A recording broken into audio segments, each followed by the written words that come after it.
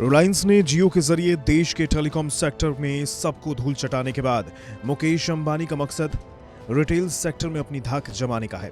देश में अपने रिटेल कारोबार को बढ़ाने के मकसद से रिलायंस इंडस्ट्रीज लिमिटेड यानी आरआईएल ने अगस्त 2020 में किशोर बयानी के फ्यूचर ग्रुप को खरीदने की घोषणा की थी।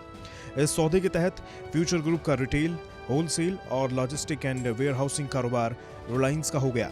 लेकिन 2 फरवरी मंगलवार को दिल्ली हाई कोर्ट ने फ्यूचर रिटेल और रिलायंस इंडस्ट्रीज के बीच हुए इस सौदे पर फिलहाल रोक लगा दी है।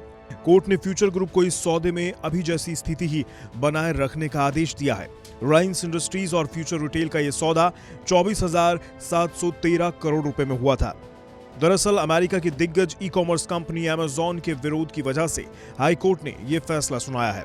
अमेजॉन भी फ्यूचर ग्रुप के साथ डील करना चाहती थी, लेकिन डील को लॉक नहीं कर पाई। इसके बाद से ही अमेजॉन इस डील को रुकवाने की कोशिशों में जुटी हुई है।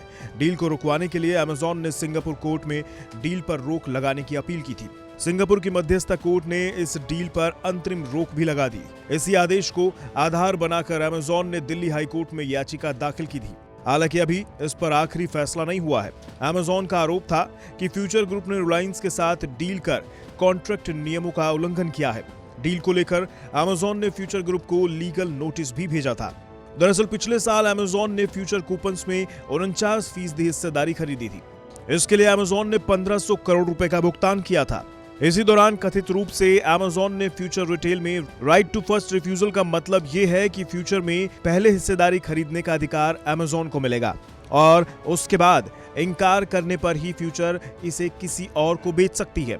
अमेजॉन का दावा है कि फ्यूचर कूपन्स के साथ हुई डील फ्यूचर रिटेल में लेन देन को रोकती है, जबकि इस दौरान किशोर बयानी ने फ्यूचर ग्रुप के खुदरा स्टोर, होलसेल और लॉजिस्टिक कारोबार को रिलायंस को बेचने का सौदा कर लिया।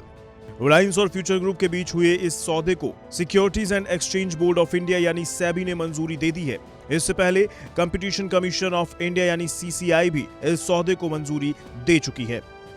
किशोर बयानी का कहना है कि सेबी की मंजूरी के बाद रिलायंस फ्यूचर डील 2 महीने में पूरी हो जाएगी। डील के बाद फ्यूचर ग्रुप के बड़े ब्रांड्स के मालिक मुकेश अंबानी हो गए हैं।